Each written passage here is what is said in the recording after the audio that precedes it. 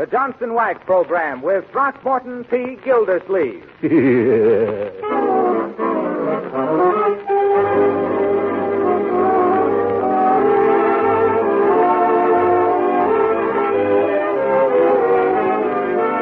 Makers of Johnson's Car New and the whole family of Johnson Protective Surface Products present for your enjoyment The Great Gildersleeve, written by Len Levinson. Your new summer radio show brought to you each Tuesday night at this time.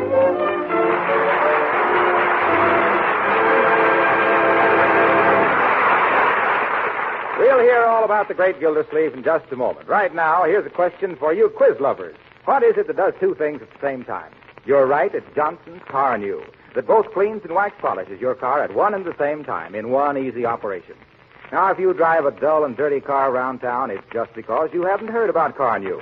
You don't know how easy it is to give your car that showroom shine your family will admire so much. My suggestion to you for today is just this. Tie a string around your finger if necessary to remember to stop in at your regular wax dealer, auto supply store, or service station and buy yourself a can of Johnson's Car New. Don't put it off. The cost is very low and the results are amazing.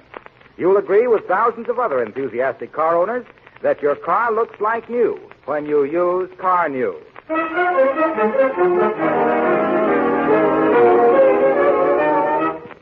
And now for the adventures of the Great Gildersleeve.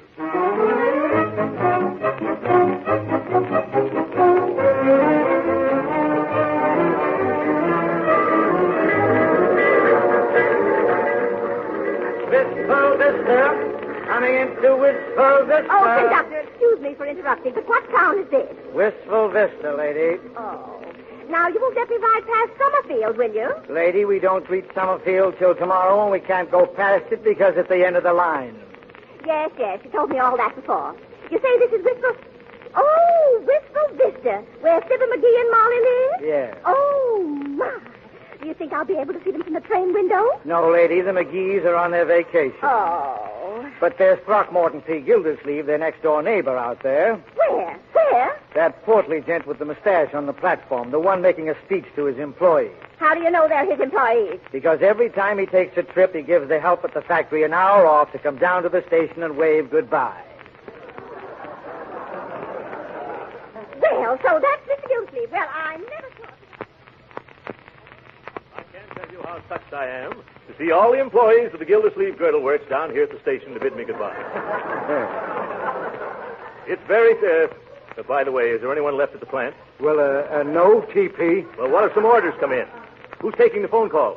Mert. Oh, Mert, eh? Well, as I was saying, while I'm away, I expect every one of you to uphold Gildersleeve Girdles to the best of your ability. And don't forget our motto. If you want the best of corsets, of course it's Gildersleeve. Very good. Just remember, put everything you've got into those girdles. Will you do that? Thank you. And though it's necessary for me to go away and attend to other enterprises, the one thing closest to my heart is the Gildersleeve Girdle. I want you all to carry on as if I was right here. And now I know I can count on each and every one of you to do your duty till the day I return. How long will you be gone, T.P.? At least 3 days and maybe till the end of the week. Before you go, TP, the Gildersleeve Girdle Workers Guild wishes to present you with this handsome leather briefcase as a token of our esteem for you. I don't know what to say. Except, by George, when I get back, I'm going to call in my lawyers and draw up a profit-sharing plan so that eventually all you folks are going to get the work. I'm going to give you the work.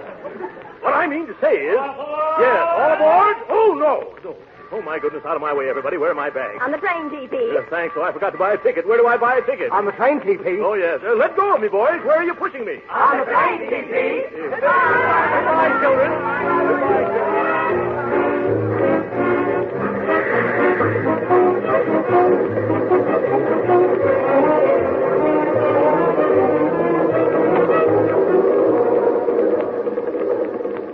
Here's your ticket, Mr. Gildersleeve. Sorry I haven't any berths left.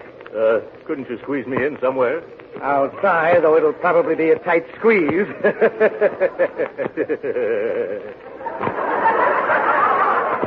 Tight squeeze, eh? Side splitting, isn't it?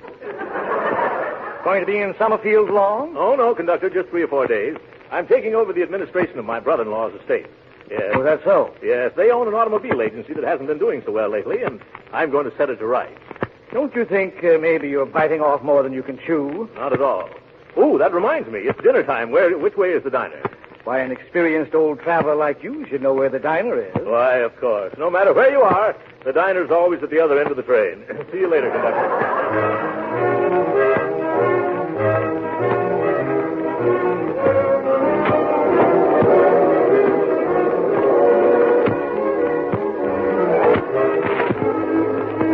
Pretty crowded in here. I smiled. Is it all right, Ansible? I said if this gentleman doesn't mind reading his paper on his own side of the table. Excuse me, sir. Do you mind? Yes, I do. I'm particular whom I eat with. You are, eh? Well, I'm not. I'm hungry. Waiter, bring me a steak. Nice, juicy double tenderloin rare. Waiter, where's my milk toast? I ordered it 15 minutes ago. Yeah, I'm sorry, but milk toast takes time, you know. And waiter, I want a big heaping plate of French fries. Yeah, French fries, yeah. And some pickles. And a cup of strong coffee with lots of cream. Yeah, coffee Boston. I'll get it right away. And bring me my milk toast made with gluten bread, remember? Gluten bread. Oh, that reminds me. Some hot biscuits and a lot of butter and a little pot of jam. Gluten bread toasted and a cup of hot water. Yeah. And then apple pie a la mode, waiter. Yeah, pie a la mode. Yeah, with cheese. Yeah, with cheese. I can't stand this. Listening to you is giving me heartburn. It is, waiter, don't forget mustard, beef steak sauce, ketchup, chutney, piccalilli, And a soda quick. Yes, sir. Right away, sir. I'll be right back. Of course, it's none of my business, mister. Then don't stick your nose in it. Yeah. Well, all right, if that's the way you feel. I was just going to tell you you're getting your paper in the butter plate. Don't make any difference. I don't use butter. You don't, eh? I guess it's because butter wouldn't melt in your mouth. Yeah. But what I was going to say was... Never mind. Okay, I won't say it then. But that butter from your paper's all over your sleeve now. I don't care. What? Oh, of all the messes. Water won't take it out. It only spreads the grease. You see, what did I tell you? I'll thank you to mind your own business. Well, that's fine. Thanks for telling you on what side your sleeve is buttered. You leave my sleeve out of this. Well, leave your sleeve out of the butter, then. Furthermore, what's the idea of jumping down my throat? What do you expect addressing a perfect stranger? You're far from perfect, stranger. From now on, I'm going to make a career out of ignoring you. That suits me fine. Oh, that's my foot you stepped on, you big buffalo. Excuse me, I always put on the brakes when we go downhill. I ever heard of them. Ah, here comes my food. That's pretty snappy service, waiter. Yes, sir. Well, where's my milk toast? Yeah, I'm sorry, sir, but the chef, he's all out of glutton bread, sir. Yes. He wants to know would pumpernickel do just as well. No, pumpernickel wouldn't do just as well. What's the idea of keeping me waiting all this time while you serve this lump of lard the minute he sits down? Oh, no, look here, mister. I don't want to look here. I'm sick of the sight of you. The idea. An overstuffed ox like you. Guttling and gobbling and gorging yourself like an ostrich. I got a bad case of indigestion already just from looking at you. Why, you dyspeptic little dodo. Just because you're mean to your stomach and your stomach talks back to you, you bellyache. Excuse the expression. You can't stand the sight of a healthy man sitting down to a hearty meal. You're not suffering from indigestion. You're just green with Epicurean envy. I won't sit here. Well, mister, What? you bicarbonate of soda. Oh, take it away. Take it away. I need something stronger than that now. I got the bills right here in my briefcase. Just a second there. What are you doing with my briefcase? Your briefcase? This is mine. It is not. My employees gave it to me just this afternoon. Here, give it to me. Take your fat paws off of my briefcase before I... Before you what, you dried up little crab apple? And now, wait a minute, gentlemen, please. Let go of my briefcase. I will not. It's mine. If you don't let go of this briefcase, I will... Oh, wait a minute. Did you see anything of my briefcase? I left it. Oh, there it is. Thank you so much, gentlemen.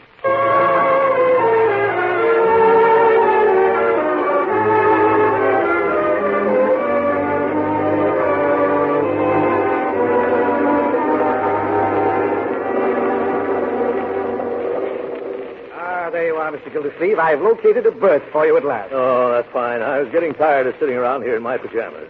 Where is it? It's upper 9 in the next car. Upper 9? Mm-hmm. Oh, my goodness. The last time I was in an upper berth was, let me see, 50 pounds ago. Well, that's the only thing I've got, Mr. Gildersleeve. The porter's making it up for you now. All right, conductor, I'll have to make the best of it. Good night, and thanks. I do hope that porter gives me a wide berth.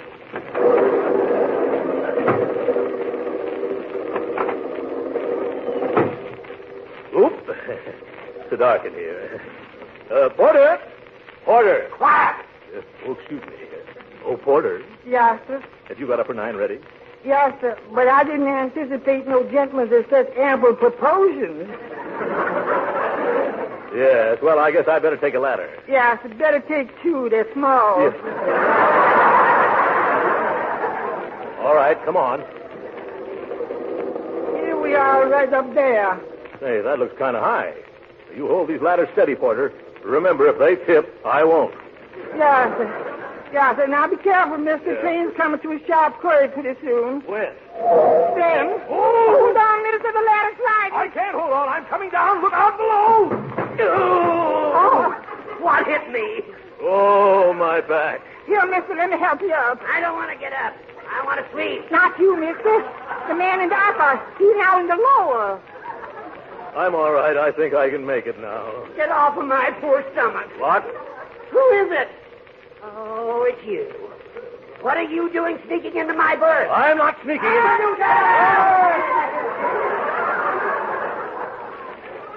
I'm not sneaking. I'm trying to climb into bed. I'm your upstairs neighbor. Isn't that nice? I hope that swinging shelf snaps shut on you. Yeah? Well, if it's going to swing, I'll see that it swings your way. And if I land on you, brother, you'll spend the rest of the night sleeping in the roadbed. Quiet. Let me go to sleep. Okay, Grandpop. Unpleasant dreams. All right, Porter, give me a leg up again, will you?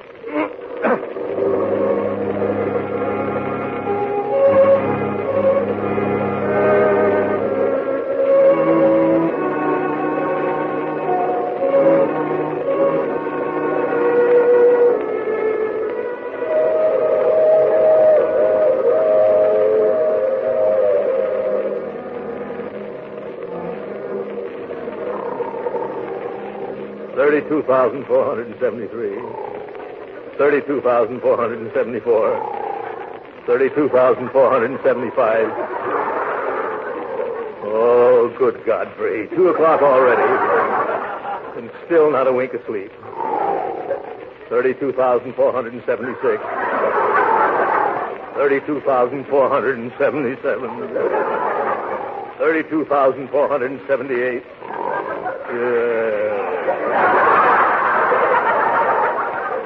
What's the use? There was only some way of stopping that buzzsaw down there. No, I can't stand it any longer. Where's that porter?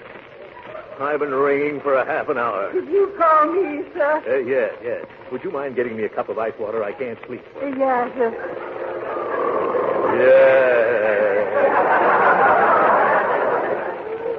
Here it is, mister.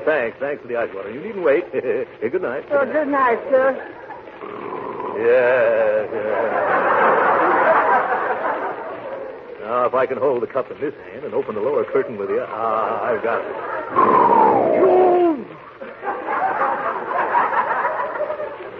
Steady now, Gildersleeve. Ready. Aim. Oh, what was that? Porter! Yeah, what is it, sir? Shut this window. It's raining right in on my face. Quiet! Can a man get any rest around here?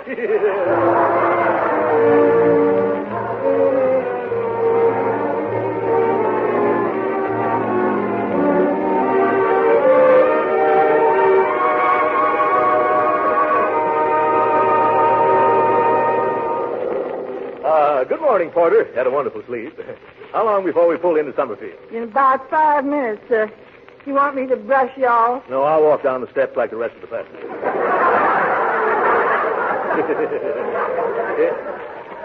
By the way, Porter, you've given me such good service. Here's an order for a Gildersleeve girdle for your wife. Oh, thank you, sir. I happen to be a spinster at the moment. Yes. But if it's all right with you, I'll put it in my hope chair. Yeah, that's perfectly all right, Porter. Well, hello there, Gildersleeve. Why, Harlow Wilcox. What are you doing on this train? Oh, starting on my vacation. You are, huh? Aren't you working this summer? Oh, no, I'm off till the fall. Well. The Johnson Wax people said car news sales are going so well, there's no reason for me to hang around. What do you mean? Well, for the past 39 weeks, I've told everybody all about Johnson's Car New. I've described how easy it is to use and how effective it is in giving your buggy that new car finish. And as a result, folks don't need to be reminded all the time. They don't, huh? No, they'll remember to go to their dealers the minute they run out of Car New, because they know that it not only cleans the finish of your car, but also protects it and makes it look like new. Isn't that so? Well, who am I to say no? So you see, I don't have a thing to worry about this summer. I'm just going to take it easy. Just as easy as it is to apply Car New. By the way, where are you going, Throckmorton? Well, I'm going to visit my niece and nephew in Summerfield, Harlow. I haven't seen them for, 4 or 5 years. They've been away at school. Well, they must be pretty big now. Oh, yes. Evelyn's about 19 or 20, and Leroy is 12, I think. I ought to have a lot of fun with those kids. Yes, and vice versa, Throckmorton. Yes. Next stop, Summerfield. Summerfield.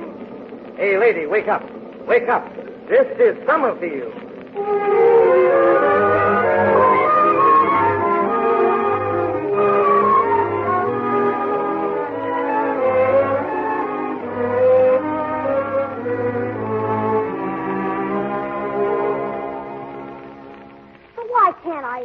Why can't I call him TP like they do down at the foundry? It isn't a foundry, Leroy. It's a... Oh, never mind. It's nothing that concerns little boys. I'm sure that Uncle Throckmorton will prefer to have you call him Uncle Throckmorton. Well, how about we making it Uncle Throcky? How about that? I don't think that will be very respectful, Leroy. Then Uncle Gildy? That's even worse. What's the matter with Throckmorton? Oh, shucks. You can't go around calling a big, tough guy who runs a steel foundry Throckmorton. Why, it's positively derogatory. It's derogatory. Is that true? Leroy, who told you Uncle Throckmorton was in the steel business? Yeah, you thought you were so smart, always trying to hide Uncle's business from me. What's wrong with having a steel mill? A steel mill? Sure, I know all about it. I once got hold of one of his letterheads. The Gildersleeve Girder Company. Yeah, so there. Yes. Gildersleeve Girder Company. See, he should be here by now, shouldn't he, Ev? Oh, now don't you worry, Leroy. Just as soon as this train arrives, Mr. Wills will bring him here for breakfast. Yeah, I wanted to go down to the station, too. I know, but Ted has to discuss all the legal details with Uncle Throckmorton before we go to court. Say, you're getting pretty darn stuck on that Ted guy, aren't you? Why, Leroy Forrester, I am not. Ted Wills is merely our lawyer. He is not. Williamson, Williams, Willies, and Wills are our lawyers, and Ted's nothing but the tail end. Well, he's young, yes. You just give him time. Ah, there you go. Oh, say, how's if I should call him Uncle Morton? Call who? Oh, Uncle Throckmorton. Well, I don't think you'd object to that. Wait, I can do better than that. How's this? Uncle Mort. Who's that? Uncle Mort. I'll answer it. Well, I'll bet this is little Leroy. Leroy, this is your uncle. Hi, Uncle Mort. Yeah, hi, who? You, Uncle Mort. You don't mind if I call you Uncle Mort, do you, Uncle Mort? Not at all. Go right ahead. Uncle Mort, eh? I like that. And this is Evelyn, Mr. Gildersleeve. Evelyn, eh? Come here, my dear. My, how you've grown.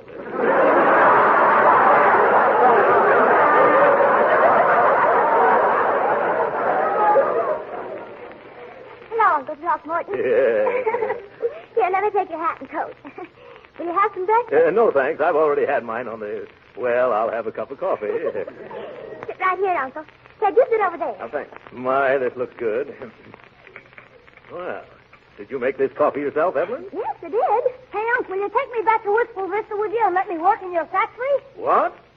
Well, I didn't think you'd be interested in that sort of thing. But, Leroy... Here I am, Uncle Mort. That must be some way out. I bet you make the supports for a lot of big projects there.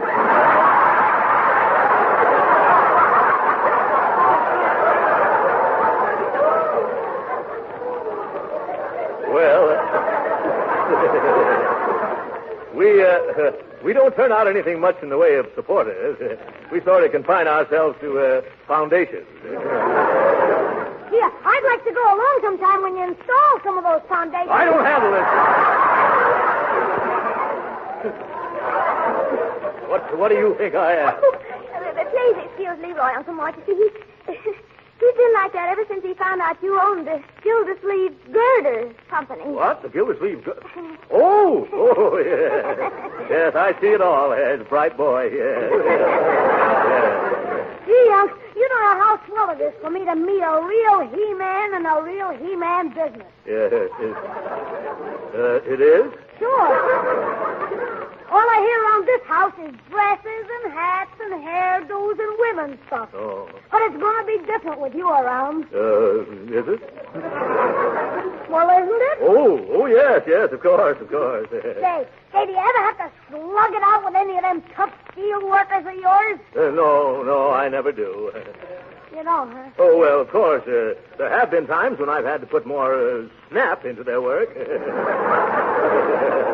Yeah, and once I was so angry, Leroy, that I picked up a badly made foundation and bounced it right off the foreman's head. You did? Yeah. Oh, boy, wait till I tell the kids at school about that. Now, Leroy, you let your uncle eat his breakfast.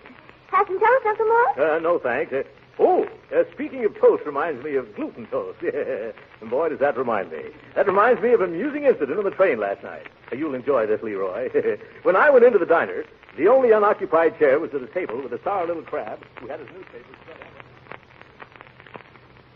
Heard that little rat yell when the ice water hit him in the face. Well, if you've finished now, Mr. Gildersleeve, it's time to leave for court. Yes, I'm through, Ted. It was a fine breakfast, Evelyn. You're going to make some lucky man a wonderful cook. Hey, Ted. Oh, Uncle Mort. Hey, come on, kid. Let's trot over to the courthouse. This won't take long. Once the judge sees who he's dealing with, I'll be appointed administrator faster than you can say habeas corpus.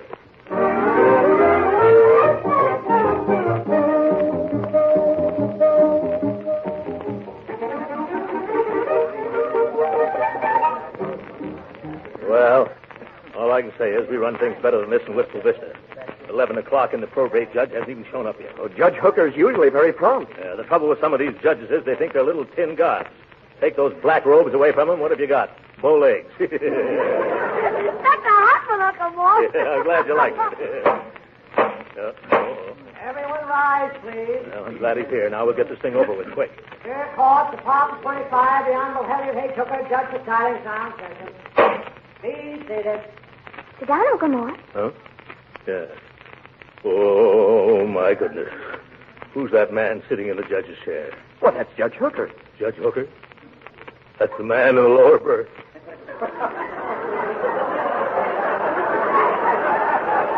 Alias? That's him, all right. Petition of Throckmorton T. Gildersleeve for appointment as administrator of the state of A. Forester. Well, that's us. Come on, Mr. Gildersleeve. I'm not feeling very well, Ted. Couldn't we postpone this over to another judge? Oh, come on, Uncle Mort. Remember what you said. This try'll be a pushover. Pushover, yeah. Now, come on. Step up. Don't dawdle. I haven't got all day. Make a snappy folks. The judge is pretty short-tempered this morning. He didn't get any sleep last night. Oh, good Godfrey. Your Honor, with your permission, I'll put Mr. Gildersleeve on the stand and examine his qualifications for this position. Go ahead, Mr. Wills. Swear in the witness there. You solemnly swear to tell the truth, the whole truth, nothing but the truth, help you? I do. Well, do you or don't you? Speak up. I do. That voice is very familiar. Oh. Turn around, Mr. Oh, so it's you. Yes. Yes. Hello, Judge. How are you this morning? I'm loud. Witness will confine himself to the matter at hand. Mr. Wills? Yes, Your Honor. I'll examine this man's qualifications if you don't mind. Why don't, Your Honor? Yeah, but I do. Silence. Yes, sir. You're here to answer questions. Now then, Gildersleeve, if your name really is Gildersleeve, what do you do for a living? I make girdles, Your Honor. Order in the court. Order in the court. And you, Gildersleeve. Gildersleeve. One more attempt at cheap humor, and I'll judge you in contempt. But it's true, Your Honor. I'm president of the Gildersleeve Girdle Company. Oh, Uncle Mort, tell him the Gurgle. Yep. He doesn't make gurgles, Judge. What does he do? Steel foundation. I bet he would, too.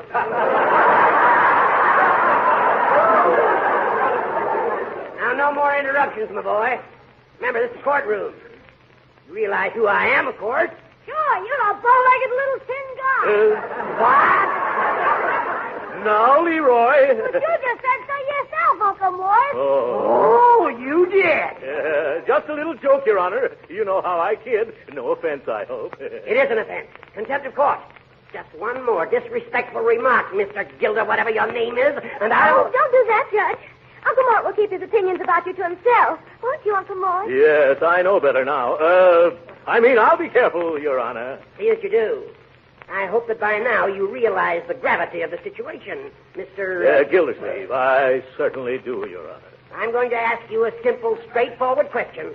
And I want a simple, straightforward answer. Go right ahead, Judge. All right, Mr. Gildersleeve. What business are you in? Well, do I have to answer that? You do, and remember, you're under oath. Well, that is, Leroy, would you mind going out in the hall and get me some ice water? 1 minute. Who's running this court, you or I? You better not get Uncle Mort mad, Judge. Last night he threw a whole bucket of water on a guy out of a berth under him.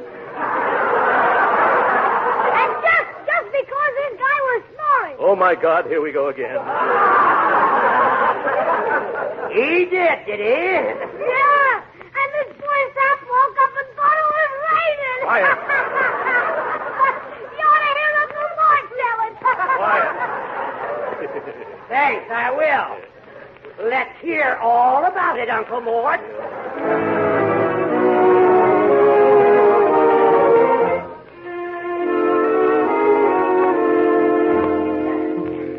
But, Judge Hooker, it's after 5 o'clock. Yeah. This poor man's been on the witness stand all day. All right. One more question, and I'll hand down my decision. Mr. Gildersleeve, what makes you think you have executive ability? Well, I have a large staff of my own, and through years of experience, I know the proper relationship between employer and employee.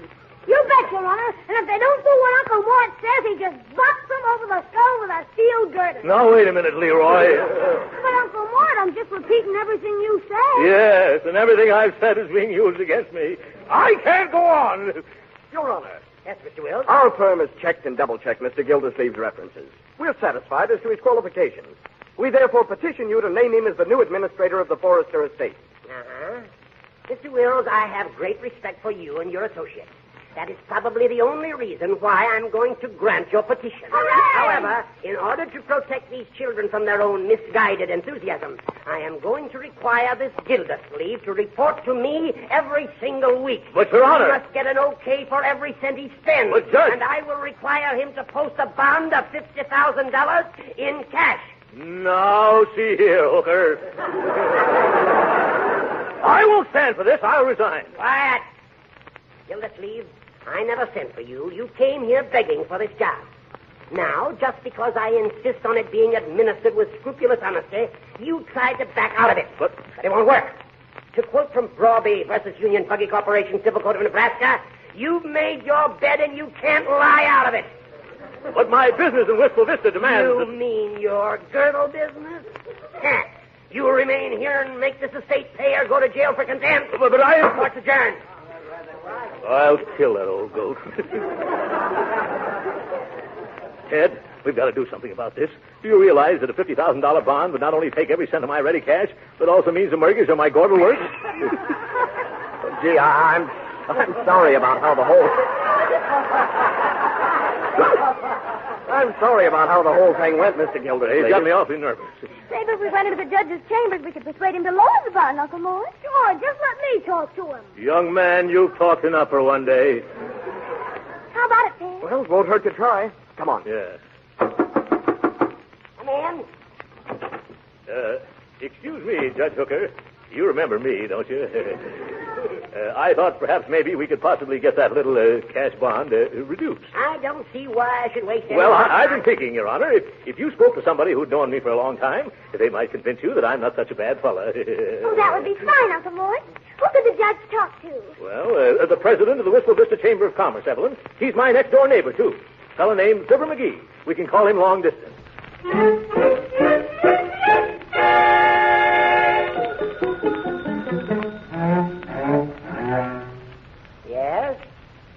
I see, Mr. McGee. Yeah. Yeah, I'm glad you put me straight on that. Yeah, see, I knew my pal would set me in right. That's a very good point. I wouldn't have missed this chat for the world. Leroy, I want you to meet McGee one of these days. There's one of nature's noblemen. Oh, yes. This conversation will influence my decision a lot, Mr. McGee. Thank goodness. I guess you've made my mind up for me, Skipper. Ooh. Hold the phone a second. I'll tell him. Gildersleeve. Yes, Judge? Gildersleeve, I've decided to rescind that $50,000 bond. I knew that would happen if you spoke to my little chum. Yes. After talking to McGee, I'm going to make that bond $100,000. What? Give me that telephone. Hello? Hello? You're a hard man, McGee.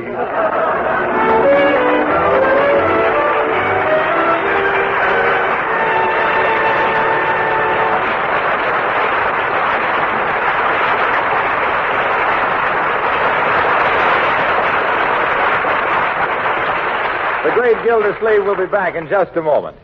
You know, one thing that's welcome any time is a new product or a new idea that will save work. That's just as true in the home as it is in industry. Look how successful Johnson's self-polishing glow coat is, because it has saved housewives millions of hours of work in taking care of their floors.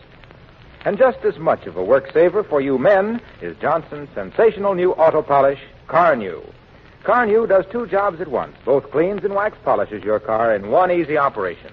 Formerly, to do these jobs cost real money or several hours of hard work.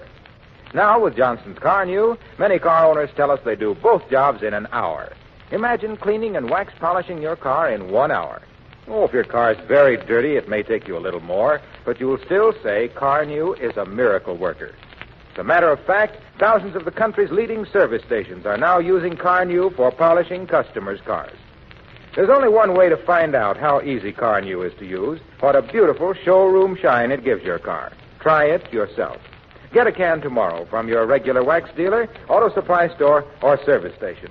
Remember, your car looks like new when you use Car-New.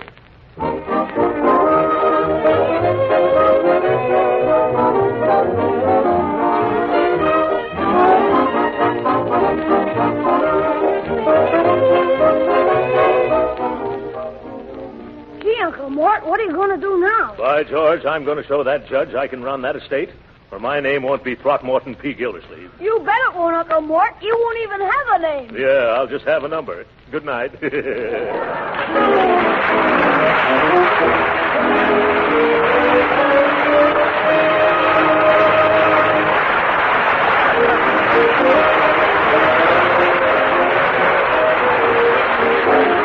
is Harlow Wilcox, speaking for the makers of Johnson's Wax Finishes for the home and for industry, inviting you to be with us next Tuesday night to hear the further adventures of the great Gildersleeve. Good night.